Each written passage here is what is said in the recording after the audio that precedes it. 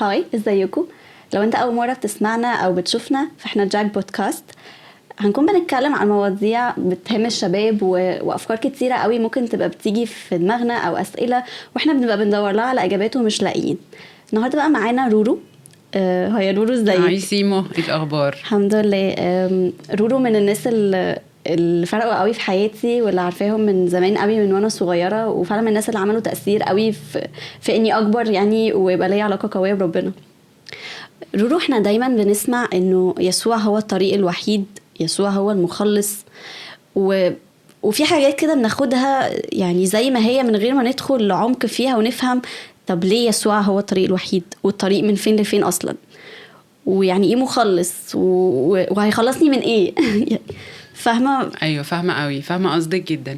انا قبل بس ما ارد على سؤالك يا سيمو، في حاجه كده فارقه معايا قوي نفسي اقولها. زي ما انتي بتقولي، انا ممكن يكون بقالي وقت طويل بسمع كلام عن يسوع المخلص، عن الصليب والطريق وكده. سمعت الكلام ده كتير، بس على طول الكلام ده بسمعه بدماغي، ممكن اكون فاهمه شويه او مش فاهمه قوي، لكن عمري ما بستقبل الكلام ده جوه قلبي عشان يغيرني، رغم ان انا ممكن تكون حياتي انا حزين جدا او تعبان او مهزوم من الخطيه او خايف جدا. الناس مثلا تعرف انا عايش حياه صعبه قوي، بس على طول فاصل حياتي عن الكلام اللي بسمعه، وأكن ده اتجاه الدين بقى، والكلام اللي بنسمعه دي قصة وانا حياتي دي قصة تانية، مفيش اي حاجة مربوطة ما بينهم. بس انا النهاردة نفسي اشجع الناس واشجع نفسي واشجعك ان احنا مش بس نستقبل الكلام ده بدماغنا بس. حلو قوي ان انا اكون فاهم الكلام دي حاجة مهمة قوي، بس نفسي النهاردة الكلام يتنقل من دماغي لقلبي، فابتدي الكلام ده يبقى حقيقي في حياتي انا. فيمكن تكون بتسمع البودكاست ده وانت جايب اخرك، يعني انت واصل لمرحله من الكآبه في حياتك كبيره قوي، بسبب ان انت في حاجات مش قادر تبطلها، او مش عارف فين المعنى في حياتك، انا عايش ليه ولا بعمل ايه. او يمكن اكون انا خلاص انا اصلا عايزه انهي حياتي، الحياه كلها انا عايزه انهيها، يعني مش عايزه اعيش اكتر من كده. بس انا نفسي النهارده تاخد وقفه وتدي فرصه ان الكلام، ان ربنا يكلمك يمكن من خلال البودكاست ده، وان الكلام ده يبقى مش بس بفهمه بدماغي لكن كمان بستقبله في قلبي فيغير حياتي. فدي حاجة فارقة معايا قوي كده اعمل.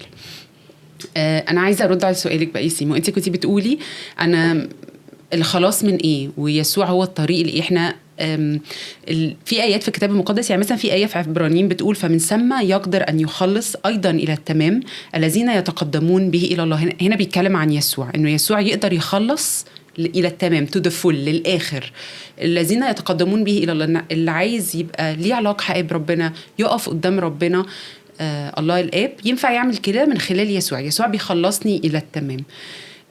بس هو السؤال اللي انت سألتيه هو يخلصني من ايه؟ ولما كمان يسوع اتكلم عن نفسه وقال انا هو الطريق والحق والحياة، يسوع نفسه هو اللي قال كده في يوحنا، كان يقصد ايه بقى انا هو الطريق؟ هو زي الجي بي اس كده، انا علشان اروح مكان على الجي بي اس محتاجه احط انا رايح فين، ومحتاج الجي بي اس يجيبني انا موجود فين، عشان هو ده الطريق ده من نقطه بدايه لنقطه هوصل لها. فانا محتاج النهارده افهم، مهم قوي افهم كمان انا فين، عشان اعرف انا هروح لفين، بمعنى اصح اعرف الخلاص ده خلاص من ايه، حاجه انا محتاجه اعرف. طيب عندي سؤال انا يعني سؤال جاي لي دلوقتي، انه طب ما انا بعمل خطايا وما متش. يعني عايزاكي توضحي كلمه موت. طيب خلينا يسيمو نتفق على حاجه. تعالي نتفق قبل ما كمان نرد على السؤال ده على مبدأ مهم قوي هنبني عليه الكلام اللي جاي كله. تعالي نتفق انه القانون حاجه مهمه قوي. احنا عاده بنكره فكره الرولز، يعني الرولز دي حاجه بتخنقني وبتعصبني جدا، لاني بحس ان رولز في كل حته، انا مش عايز امشي على رولز. بس تعالي نتخيل كده ان احنا بنلعب جيم ملهاش رولز. يعني قلت لك تعالي نتسلى ونلعب كوتشينه، هعلمك لعبه جديده، ايه هي اللعبه؟ ملهاش رولز، مش حاجه اسمها كده، يعني ده كلام فاضي. عشان كده مهم قوي ابقى عارف الرولز دي هي اللي بتقول مين هيكسب مين هيخسر، اللعبه بتتلعب ازاي في ماتش كوره، امتى يتحسب ده اوف سايد ولا بينالتي، ولا الكلام ده كله لازم اللي بيحكمه رولز. عشان كده الرولز حاجه مهمه جدا. مفيش جيم يتلعب، مفيش فن يتعمل الا لما يكون القصه ليها رولز. فدي حته مهمه قوي، دي حته كده عايزه نتفق عليها قبل ما نكمل كلام. تعالي نفكر كده من ناحية ربنا، نطبق الكلام ده على اللي كنا لسه بنقوله. هل ربنا كمان عنده قانون؟ طبعا الله كمان عنده قانون. الله قال كده أجرة الخطية هي موت، وقال الكلام ده لآدم وحواء من هم في جنة عدن. كان بيقول كده إنه من كل شجر الجنة تأكل، لكن شجرة معرفة الخير والشر ما تاكلش منها، لأنه يوم هتاكل منها إيه اللي هيحصل؟ موتا تموت. موتا تموت. نفس القصة، أجرة الخطية هي موت. أنا عايزة أقف وقفة وأفكر، لأن هو ده اللي هيودينا لفكرة الخلاص اللي احنا كنا بنسأل خلاص من إيه. أنا عايز أفهم يعني إيه موت، ايه هو الموت، والموت ده باين في حياتي انا ازاي. أجرة الخطية موت معناها اكتر من حاجة. اول حاجة اني ببقى مفصول عن الله، وعلاقتي بالله مش موجودة او علاقة مشوهة. ازاي ده حصل؟ يبان ازاي؟ لما آدم كان في الجنة، بعد ما هو وحواء أكلوا من الثمر الشجرة اللي الله قال ما تاكلوش منها، الكتاب المقدس بيقول إن هم استخبوا. لما سمعوا صوت الله في الجنة استخبوا. فلما سألوا أنت فين؟ قالوا إن أنا سمعت صوتك في الجنة فخشيت لأني عريان فاختبأت. ودي كانت أول مرة ده يحصل، يعني أول مرة يبقى هو ده شكل علاقة آدم بالله. عادة شكل العلاقة بينهم كانت إن هو قريب قوي منه وإن هما زي الأصحاب بس فجأة العلاقة بقى شكلها إنه أنا خايف منك لأن أنا حاسس إني عريان فما استاهلش. وده بالظبط اللي بيحصل معانا. يمكن تكون دي حالتك أنت النهاردة. أنت حاسس إنه أنا بجد بخاف من ربنا، بخاف يعمل حاجة فيا لأن أنا وحش أو أنا واستاهل كل اللي يجرالي. كنت بحكي القصة دي في مرة قبل كده، إنه في حد كان بيقول لي إنه أنا حاسس إن ربنا هينهي حياتي نهاية وحشة. كلام صعب قوي ومليان أفكار مغلوطة، بس ده بيعبر قوي عن أفكار كتير بتدور جوانا، عن هيحصل لي حاجة بلوى من كتر العمايل اللي أنا بعملها. فشكل علاقتي بربنا اتشوهت. علاقتي بربنا ما كانش مفروض يبقى ده شكلها خالص. بس كمان أنا أنا حصل جوايا فساد. وكنا بنحكي على القصة دي في كذا مرة كنا بنتكلم قبل كده. بس مهم قوي أبقى فاهم إنه الخطية شوهت أعماقي. يعني إيه شوهت أعماقي؟ يعني أنا بقيت بحب الخطية، ولما أعوز أعمل حاجة كويسة ما بقيتش قادر أعملها، أكن إرادتي اتسلبت. وده كان بالظبط اللي بولس الرسول في العهد الجديد كده في الرسائل بتاعته كان بيقولوا إنه كل مرة أعوز أعمل الحسنى الحاجة الكويسة، يعني أجد الشر حاضر عندي مش قادر أعمله. نفسي أعمل حاجة كويسة مش قادر. وده ممكن تكون حالك أنت كمان. أنا بجد نفسي أبطل الخطية ونفسي أعمل حاجات كويسة ونفسي أبقى إنسان كويس، بجد مش قادر. دي بتعبر عن إن أنا في حاجة جوايا فسدت وباظت. أو عارفة كمان، يعني كنت لسه بسمع فيديو إنه لو الشخص اتساب لنفسه من غير أي قوانين هو هيعمل الحاجة الغلط. صح قوي. والمثل اللي كتير بنقوله الطفل الصغير اللي عايز ياخد كل اللعب ليه، حاجة غريبة قوي لأنه طفل. هو يعني لو احنا بنفترض ان الإنسان بيبوظ مع الوقت لما يعيش، لا، هو الطفل بيتولد عنده أنانية جواه. ده بيقول ان الطبيعة لما آدم غلط ودخلت الخطية قلب الإنسان باظ وفسد. دي حتة مهمة قوي ان انا ابقى عارفها. واتحكم عليا بالموت، موت أبدي وموت وانا عايش انا مفصول عن الله، ماليش حياة أبدية. فلما بموت انا ماليش حياة أبدية اعيشها مع الله. دي كلها اشكال للموت. فانا ما نفسيش الكلام ده يبقى كلام كبير انا قاعد بسمعه بقى والخلاص والموت ما نفسيش يبقى هو ده الشكل. لانه يمكن تكون انت بتتفرج على او بتسمع البودكاست ده النهارده وحاسس هو ده بالظبط اللي انا بعدي بيه. أنا لا قادر أبطل الخطية ولا قادر أبقى إنسان كويس، وحاسس إني خايف فعلا من ربنا وعلاقتي أصلا بيه مفصولة، ومهما حاولت كل هي علاقة بربنا مش قادر أعمل كده. لو هي دي حالتك يبقى أنت النهاردة محتاج الخلاص، لأنه خلاص يسوع هو خلاص من الموت. علشان يسوع على الصليب اداني غفران. بس عايزة أقف شوية عند نقطة الغفران دي. عايزاكي تتخيلي معايا كده قصة من القصص اللي احنا بنسمعها عن ولد اللي قتل البنت اللي كان بيحبها، وهي كانت عايزة هو كان عايز ينتقم منها عشان هي ما كانتش بتحبه بقى. القصة دي قصص بشعة جدا واتكررت أكتر من مرة الوقت اللي فات. تخيلي كده معايا إنه الولد ده اتقبض عليه، ويوم المحاكمة القاضي قال حبيبي الولد صغير في السن، خلينا نطلعه براءة، يعني مستقبله هيضيع، فليه نعدمه أو ليه نحكم عليه بمؤبد مثلا. فغالبا الولد هيبقى حاسس إنه دي رحمة رهيبة يعني. القاضي ده رحيم قوي، شكرا جدا. بس تخيلي كده معايا الأب مثلا، أبو البنت اللي ماتت ده هيبقى شكله عامل ازاي؟ يبقى حاسس يعني إنه طب وبنتي أنا يعني دي ما كانتش صغيرة. it's not fair يعني. it's not fair خالص، مفيش أي عدل. أنت عشان نخرج واحد وتقول خلاص كده أنا بعفو عنه أو اديته براءة، حق بنتي أنا يضيع. أنا بحكي القصة دي عشان أقول إنه إحنا بنتخيل أوقات الغفران that easy بالسهولة دي. هو ربنا بيغفر لي خلاص، يلا خلاص مش مشكلة، كبر دماغي وهعمل نفسي مش واخد بالي. ما فيش حاجة اسمها كده، مش هي دي الحقيقة. لأنه لو دي الحقيقة يبقى القانون أصلا ما كانش موجود. القانون بيقول إنه أجرة الخطية موت. عشان كده أنا محتاج أعرف إنه في أجرة اتدفعت، بس مش أنا اللي دفعتها، يسوع هو اللي دفعها بدالي على الصليب. لما نقف عند القصة بتاعة الست اللي مسكوها بتزني في ذات الفعل زي ما الكتاب المقدس بيسميها، وجابوها عند يسوع وقالوا له إن موسى بيقول لنا إن مثل هذه التركة من اللي تتمسك وهي بتزني يعني، موسى قال لليهود كده حسب الناموس يعني ارجموها لغاية ما تموت. انت رأيك ايه؟ فيسوع وقتها نزل. قصة بتحكي لنا كده قصة حلوة قوي يعني. نزل وفضل يكتب على الأرض. الناس اللي فضلت تلح عليه قال لهم اللي منكم بلا خطية يرميها بحجر. فالناس ابتدت تمشي واحد ورا التاني لغاية ما يسوع وقف في المشهد كده هو والست لوحدهم. فسألها هو فين الناس اللي كانت بتشتكي عليكي؟ مفيش حد دينك؟ قالت له لا أحد يا سيد، الناس كلها مشيت. قال لها أنا كمان مش بدينك، اذهبي ولا تخطئي. يسوع لما عمل كده عمل زي القاضي، خلاص اتكلي على الله، ما عملش كده. يسوع كان عايز يقول لها انه هو في موت، في اجر للي انت عملتيه، كنت لازم تموتي، بس مش انت مش هتموتي في الموقف ده لانه انا اللي هموت بدالك.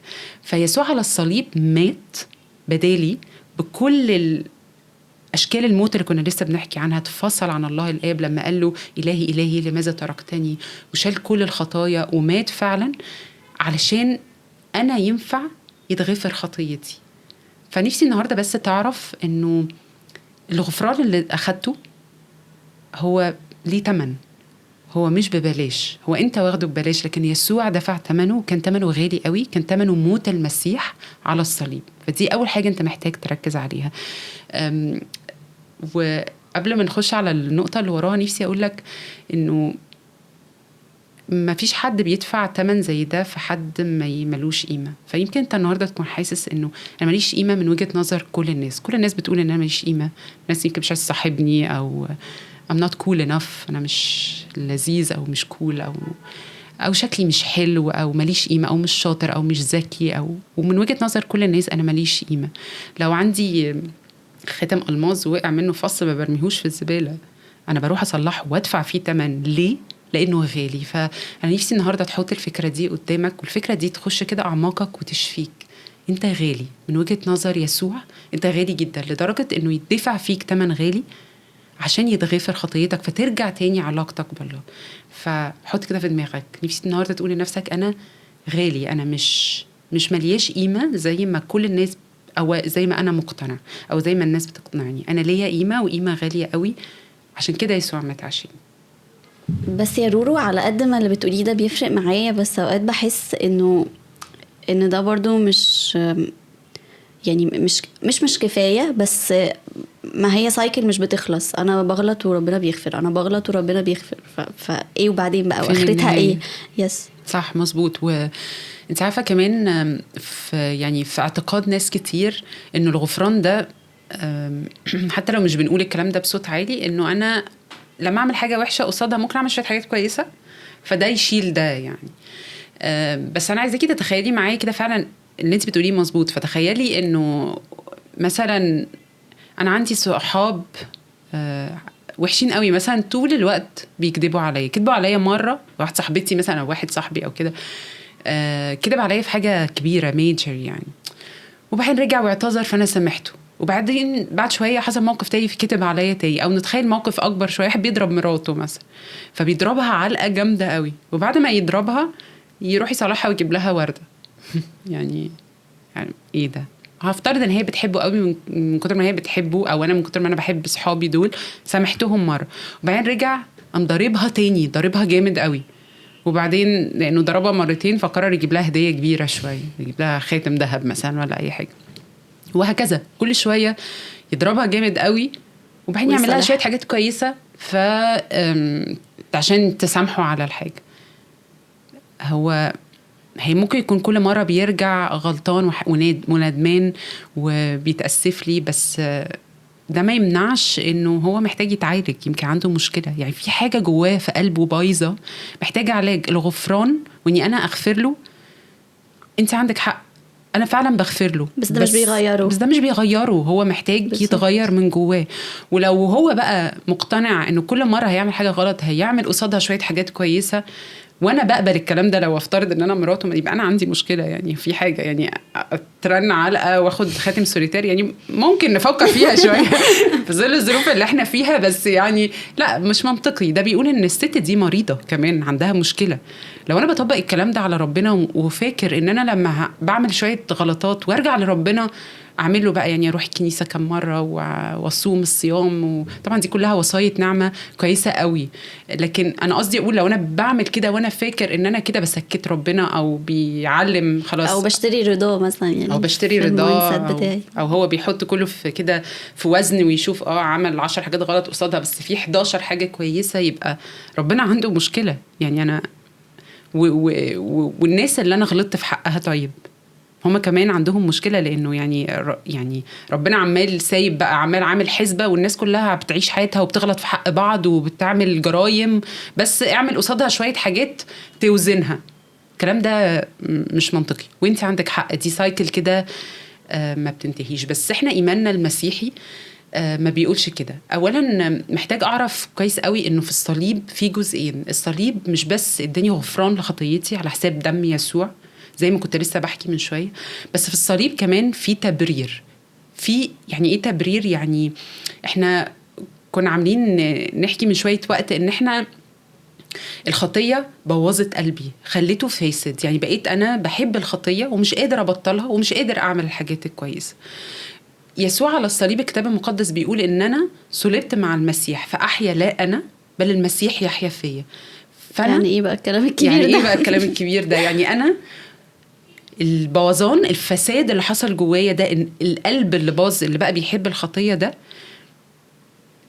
بيتصلب مع يسوع على الصليب. يعني في الصليب يسوع أخذ الإنسان اللي هو بسميه في الكتاب المقدس إنسان عتيق، كلمة كبيرة قوي، أو جسد الخطية أو الخطية اللي هي بمعنى الفساد اللي حصل جوايا، اتصلب مع يسوع على الصليب عشان بدل ما أنا اللي أحيا بالفساد بتاعي، الآية بتقول إيه؟ ان المسيح هو اللي هيحيا فيا. فاكني عملت عمليه مبادله، وده جزء تاني من الصليب، مش بس الغفران لكن كمان اني اخد بر يسوع. اكني عملت مبادله، اديته فسادي على الصليب، اتصلب على الصليب واخدت بر يسوع بداله. نفسي اقول لك حاجه مهمه قوي، ما يبقاش الكلام ده كلام كده ثيوريتيكال مكتوب بسمعه في الكنيسه وبيتقال كده وخلاص، بس نفسي اعرف واصدق في قلبي كويس قوي انه من الصليب بيخرج باور للتغيير، في قوة شفاء وتغيير بتطلع من الصليب تغير قلبي. والحاجة دي أنا معرفش أعملها لوحدي، يعني ما أقدرش أفضل أعافر عشان أغير نفسي وأبقى إنسان أحسن، أبطل غيرة وأبطل إني أحقد على، أو أبطل كذب، أو أبطل. لو عافرت وعرفت أعملها مرة أو اتنين، الفساد الحاجة السيستم جوه كله باظ فعمال يطلع وحشة.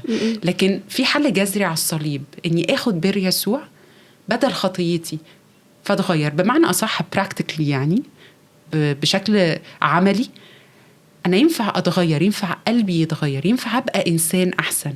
بدل ما أنا بعافر إني أبطل أغير، يبقى قلبي بيحب الناس، فاهمة؟ يتنقل نقلة تانية. بدل ما أنا بغير منها عشان هي أحسن مني، أنا بقيت بحبها وعايزاها تبقى أحسن وعايزة أساعدها، فقلبي واتجاهاتي كلهم بيتغيروا.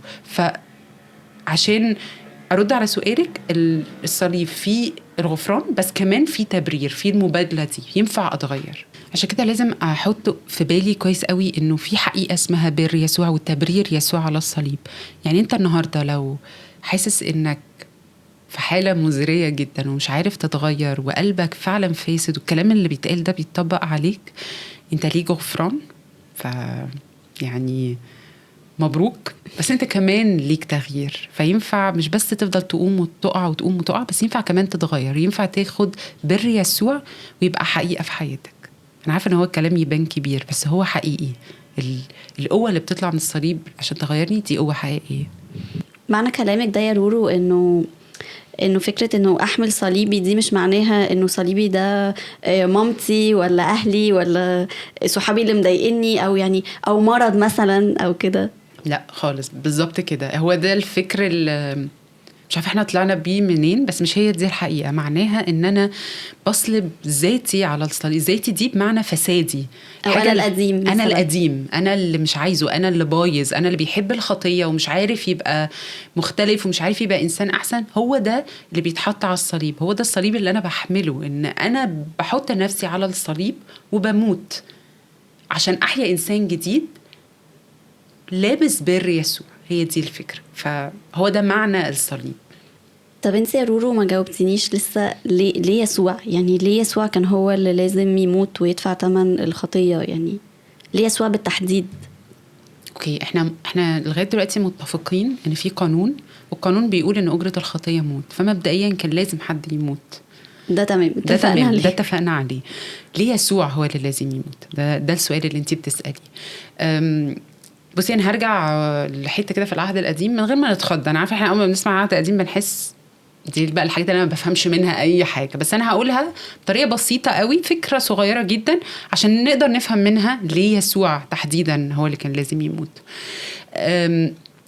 في العهد القديم الله قال لموسى، عارفين موسى كان نبي كبير في العهد القديم، هو اللي أخذ الشعب وخرج بيهم من مصر.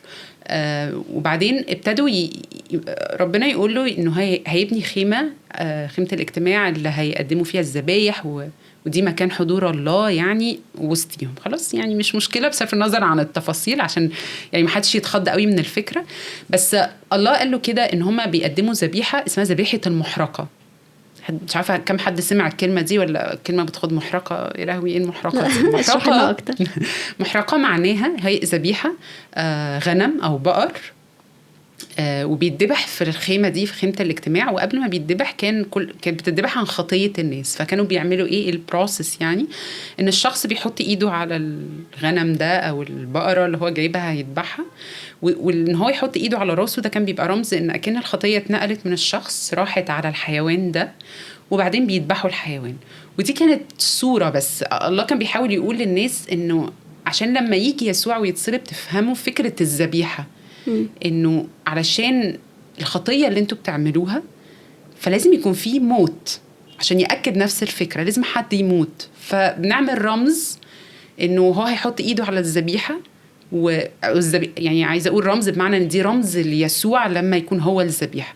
بس في حته مهمه قوي موسى كان بيقولها للشعب، لازم او الله قالها لموسى، يعني ان لازم الذبيحه دي تكون صحيحه بلا عيب. يعني ايه بلا عيب؟ يعني ما يكونش مثلا بيعرج، عينه طايره، عيان. لازم يكون بيرفكت، يعني ذبيحه تكون من غير ولا غلطه. ومش عارفه وانتوا بتسمعوا الكلام ده حاسين الكلام ده بيميك سنس؟ هو بيميك سنس في نقطه انه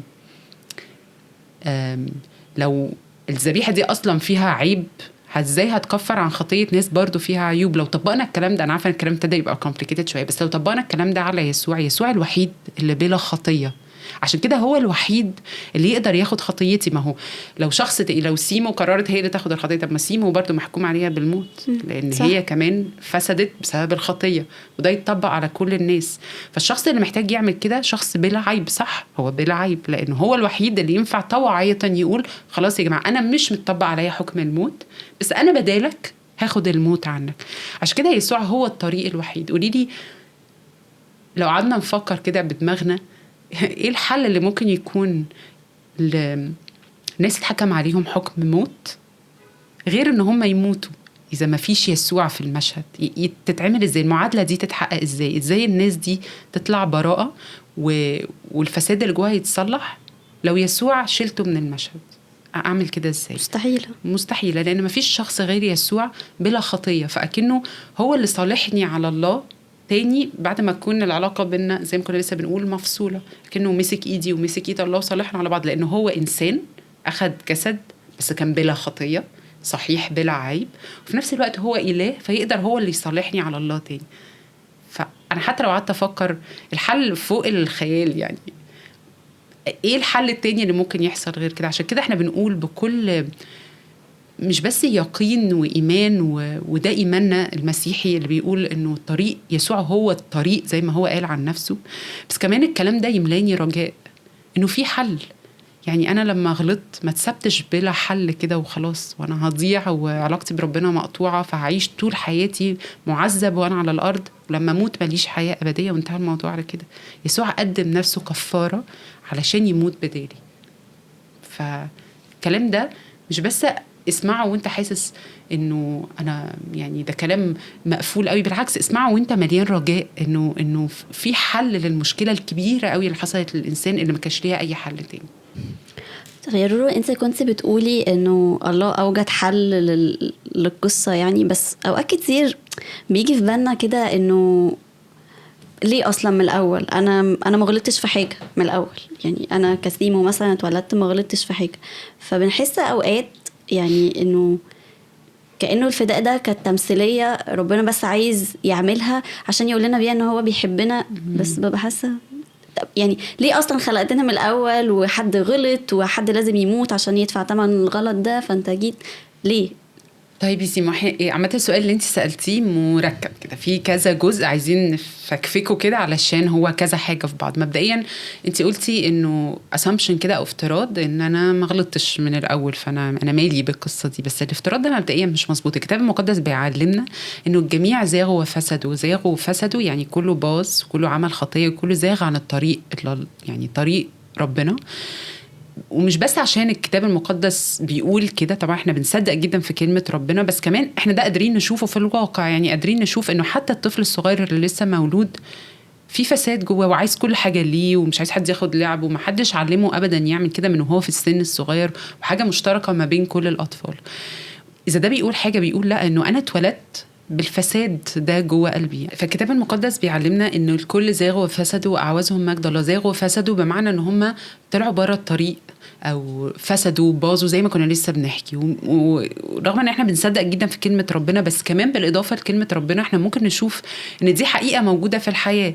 فاحنا بنشوف ان حتى الطفل الصغير كمان قلبه فاسد، فبنشوف طفل صغير عايز ياخد كل اللعب لنفسه، مش عايز حد ياخد حاجته، وده ايه الا انه ده كمان فساد. فما نقدرش نقول انه انا عمري ما غلطت. كل انسان بيعيش في حياته عنده خطايا، دي حاجة أساسية، وقلبه فيه فساد. لأن الخطية لما دخلت العالم كل قلوب البشر فسدت، فالإنسان بيتولد من بطن أمه عنده فساد جوه قلبه. دي حاجة يعني حقيقية جدا كلمة ربنا بتقولها لنا، بس كمان بنشوفها في واقع. يعني مش محتاجين عليها إقناع كبير، لأن احنا قادرين نشوف إزاي الناس عندها في قلوبها. أنا عندي فساد، وسيمو وكل الناس اللي موجودة اللي بنتعامل معاهم بأشكال مختلفة عندهم فساد جوه قلبهم. دي أول حتة قلتيها. تاني حتة كنتي بتقوليها إن هي أكنها عاملة زي تمثيلية، إنه الله هو أو يسوع اتصلب على الصليب ومات علشاني، وكان ليه أصلا من الأول القصة دي كلها، يعني لما أصلا الإنسان هيغلط. خلينا برضو نتفق على اتفاق. واضح قوي لينا انه من العهد القديم والله وهو بيكلم آدم وحواء في مساحة حرية احنا قادرين نشوفها بوضوح، صح؟ يعني قادرين نشوف ان هو بيقول لهم الرول وبيسيبهم يعملوا اللي هم عايزينه.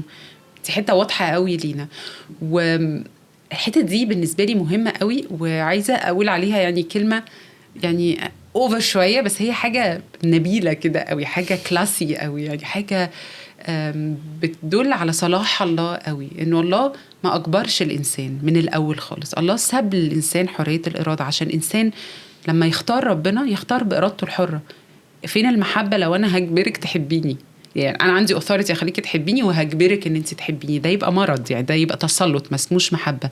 الله ما عملش كده، الله من الاول ساب للانسان حرية الارادة ان هو يحبه او يرفضه، وحط الرول وحط القانون اللي كنا بنتكلم عنه، وساب الإنسان يقرر هو عايز يعيش إزاي.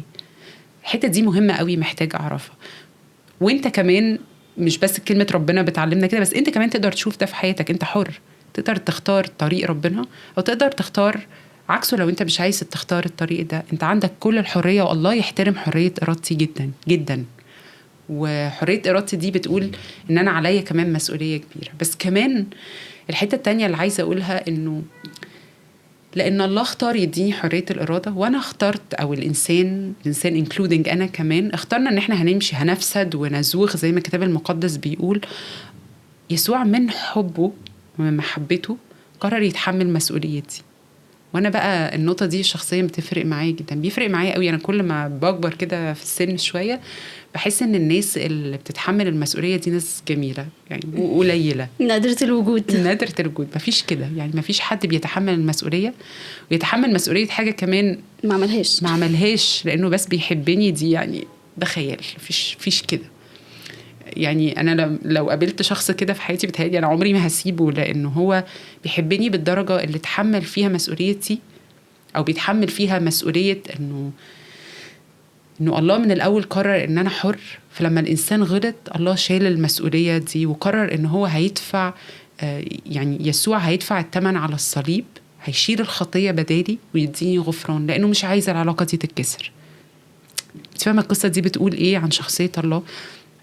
القصص دي انا الحاجات اللي انا بسمعها، يمكن الكلام اللي ده انت سمعته قبل كده، ولما بتسمع القصص دي سمعتها قبل كده في الكنيسه او بسمعها حتى دلوقتي، دي مش قصص، دي حاجات بتوريني مين هو ربنا، شخصيته يعني عامله ازاي ربنا ده، ايه طريقته، ايه دماغه، ايه الطريقه اللي هو بيتصرف بيها. الله اللي بيتحمل المسؤوليه بالشكل ده لانه بيحبني وبيحترم حريه ارادتي. بس لما الانسان فسد قرر ان هو يدفع ثمن الخطيه ويديني غفران ويديني بر يسوع. هو نفسه الله اللي انا بعبده دلوقتي، بيحبني that much، بيحبني بالدرجه دي، وعنده استعداد يكمل السكه معايا. فالنهارده انت لو وقعت ينفع تقف وتقوم، لان يسوع موجود. هو نفس يسوع اللي دفع الثمن، هو بيحبك جدا، وانت غالي عنده جدا، وعنده استعداد يدفع ثمن، كان عنده استعداد يدفع ثمن الغلطه اللي انت غلطتها ويتحمل معاك المسؤوليه. خطير يعني. انا بالنسبه لي الله ما يعني، وشخصية يسوع دي مفيش زيها. ما عمري بتهالي ما هقابل يعني، حقيقة هي أنا عمري ما هقابلها في شخص بالشكل ده بالحب ده. عشان كده أنا في وقت من الأوقات قررت إن أنا عايزة يبقى لي علاقة بربنا، أنا بحبه وحاسة إنه نفسي عمله على الصليب ده يكون حقيقة في حياتي. وده اللي كنت بقوله في الأول، إحنا بنفصل حياتنا عن الله ده بتاع الكنيسة، بتاع الحاجات الصيامات، الحاجات اللي دي وخلاص. لكن الله حقيقة ينفع يكون موجود في حياتي، والشخص ده ينفع يكون قريب مني. عارفة يا رورو، ناس كتير قوي من اللي بيسمعونا دلوقتي أو بيشوفونا الكلام ده يمكن نبقى سمعناه كتير قبل كده، بس أنا يمكن مثلا أوقات بفتكره وقت العيد، في العيد الكبير بالذات وأسبوع الآلام بقى، وببقى متأثر وكده. بس إزاي اللي انتي بتقوليه ده إزاي أعيشه، وإزاي الحاجة دي تفضل مكملة معايا بقية حياتي، أو ده أو مفعول للفداء أو فكرة الخلاص تفضل مفعلة الحياة يعني في حياتي طول الوقت، يعني أبقى طول الوقت عايش كده زي ما انت بتقولي، وإنه الشخص ده يبقى قريب مني ذات ماتش. صح قوي. يعني سؤال حلو جدا. أنا عمري ما هحس إن ده مش حاجة مرة واحدة في أسبوع الآلام مثلا زي ما انت بتقولي أو في العيد. لو أنا حاسس إن أنا محتاج، لو انا مش حاسس ان انا عندي مشكله، عمر ما الكلام ده هيبقى ليه قيمه. عشان كده الكلام ده محدش يقدر يفرضه عليا، انا محتاجه اقبله. ونقطه البدايه اني ادرك انه الكلام اللي اتقال ده، المشكله دي، القلب الفاسد او احتياجي ان حد يغفر لي، واحساس الذنب العنيف قوي اللي مالي حياتي طول الوقت ماشيه جر فيه، او الخوف ان الناس تكتشف انا بعمل ايه، او الضلمه اللي انا عايش فيها، انا محتاج حد يساعدني. انا في مشكله. فلو انت حاسس انك دي كانت نقطه البدايه بالنسبه لي. انا كنت حاسه ان انا في مشكله كبيره، انا مش عارفه اعمل ايه. الناس كلها فاكره ان انا احسن واحده في الدنيا، وانا بلاوي جوايا، فمش عارفه انام ومش عارفه اعيش ومش حقيقيه وخايفه ومكتئبه. زي ما كنت بحكي في الفيديو انه انا حاسه طول الوقت ان انا بنام وانا مكتومه، اصحى وانا حاسه صدري مكتوم، مش مبسوطه ومش عارفه انا اصلا عايشه بعمل ايه، فاقده المعنى. ولو عشت طول حياتي فاصل ده عن ربنا، او مش مدرك اصلا ان انا عندي مشكله، او مش مدرك ان احتياج المشاكل دي كلها احتياجي الحقيقي هو اللي يسوع، لان انا حياتي ناقصها ان يكون لي علاقه حيه بربنا، هيفضل المشكله موجوده. فالسؤال، انت حاسس انك محتاج؟ مش حد يقدر يجبرك، ولا الله زي ما كنا لسه بنحكي، ولا الله حتى بيجبرك، ولا الفيديو ده معمول علشان انت تبقى مجبر ان لازم يكون لك علاقه بربنا. محدش يقدر يجبرك على حاجه.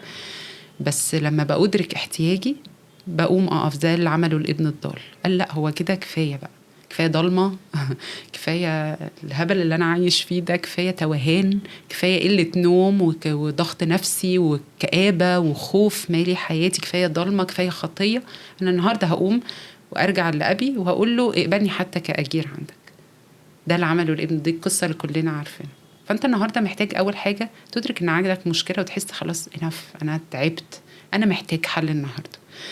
تاني حاجه محتاج تفهم، وده اللي كنا بنحاول نعمله النهارده في الفيديو، انك تفهم الحل والخلاص اللي يسوع بيقدمه لك عباره عن ايه. ده اللي احنا حاولنا نعمله. يسوع بيقدم لك غفران، بيقدم لك خلاص من الانسان العتيق او الفساد اللي جوايا. ده اللي يسوع بيقدمه لك. لما تفهم ده تمسك فيه ويكون حقيقة في حياتك، تبتدي تعيش بيه. فأنا النهاردة عايز أعيش وأنا الحقيقة الصليب دي حقيقة موجودة جوه حياتي. أنا عايزة أتغير فعلا. لو يسوع اتصلب على الصليب وإنساني العتيق وفسادي اتصلبوا وأنا ينفع أخد بر يسوع يكون ليا، محتاج تطلب ده، تقول يا رب أنا عايز أعيش. فابتدي أسلك بالطريقة دي. بعد ما كنت ماشي في سكة الموت والخطية، قرر إني هلف في وشي الناحية التانية وهبص ليسوع وأقول له لو أنت عندك الحياة في الصليب أنا محتاجهم النهاردة. فأنا نفسي نعمل حاجة قبل ما نخلص، إذا أنت ما عندكيش أسئلة تاني يعني سيمو. نفسي نصلي. الصلاة دي نقطة بداية. الصلاة دي هي أول خطوة باخدها. بقول له يا رب أنا نفسي النهاردة أطلع برا الموت والكآبة والضلمة اللي أنا عايش فيهم. أنا محتاج الخلاص بتاعك. فدي تبقى أول خطوة باخدها في علاقتي بربنا. المشوار طويل بس دي أول خطوة ينفع أخدها في علاقتي بربنا. طيب سيما، أنا نفسي قوي نصلي، بس قبل ما نصلي نفسي أقرأ آية. الآية دي موجودة في العهد القديم في أشعياء في إصحاح 53. بتقول كده عن يسوع: لكن أحزاننا حملها وأوجعنا تحملها، ونحن حسبناه مصابا مضروبا من الله ومذلولا، وهو مجروح لأجل معاصينا، مسحوق لأجل أثامنا، تأديب سلامنا عليه وبحبره شفينا. أنا عارفة إن الكلام كبير شوية، بس الآية دي عايز تقول ببساطة إنه يسوع على الصليب شال الحزن والألم. لأنه أنا كنت بحكي إنه أنا عندي خطية، بس الخطية دي موصلاني لمرحلة من اليأس يمكن، ومن الخوف ومن الوجع كبير قوي. الخطية اللي أنا عايشة فيها، ويمكن الخطايا اللي جت عند الناس اللي بسببها أنا كمان اتأذيت. لازم نبقى مدركين أن الخطية بتعمل فساد جوه قلبي وليها نتيجة حواليا. عامل زي المثل اللي كنا بنحكي فيه مرة بتاع البرتقانة اللي بتبوظ. لو سبت طبق فيه برتقان وبرتقانة باظت، ببقى عايز شيل البرتقانة بسرعة. الناس تقولك كده عشان لو واحدة باظت ما بوظش اللي حواليها، لأنه الفساد ده له تأثير كمان على اللي حواليا. فيمكن أكون أنا فاسد وعايش مع ناس كمان عندها فساد بدرجات مختلفة، فأنا كمان اتأثرت أو وقع عليا ظلم أو وجع بشكل ما. يسوع على الصليب شال الخطية، ومكتوب كده أنه حتى أحزننا وأوجعنا شالها على الصليب. فيسوع النهاردة أنا ليا خلاص من خطيتي ومن فسادي، ليا غفران. يسوع شال أوجاعي وأحمالي دي على الصليب. عشان كده قبل ما نصلي من فضلك فكر في الكلام ده في حياتك فعلا، مش كلام كده من فوق الوش وخلاص. لو انت الشخص ده اللي احنا كنا بنحكي عنه، انت موجوع ومتألم وفاسد وماشي بتأنيب ضمير طول الوقت، انت محتاج خلاص يسوع. ينفع النهاردة تروح له لأنه السكة مفتوحة، لأنه يسوع على الصليب فتح السكة بيننا وبينه. فتعالي كده ناخد دقيقة نصلي كده قبل ما نقفل الفيديو. يا رب أنا عايزة أصلي عني يا رب وعن الناس اللي بتسمع يا رب وبتشوف الفيديو ده. كل حد يا رب قلبه بايظ، والبوظان ده يا رب وجعه هو قبل ما يوجع الناس التانية، متألم جدا مش عارف يخرج برا الخطية يا رب، عايش بإحساس بالذنب كبير قوي يا رب، وحاسس إنه هو مش قادر، أكنه متأيد ومتكبل مش قادر يطلع برا الخطية دي. أنا النهاردة بصلي للناس دي يا رب، وبصلي معاهم وبصلي لنفسي أنا وسيمو. يا رب تعالى افتح عينينا على صليب يسوع. أنا النهاردة جاي أسألك، بر يسوع يغير الفساد اللي جوايا، دم يسوع يغفر خطيتي.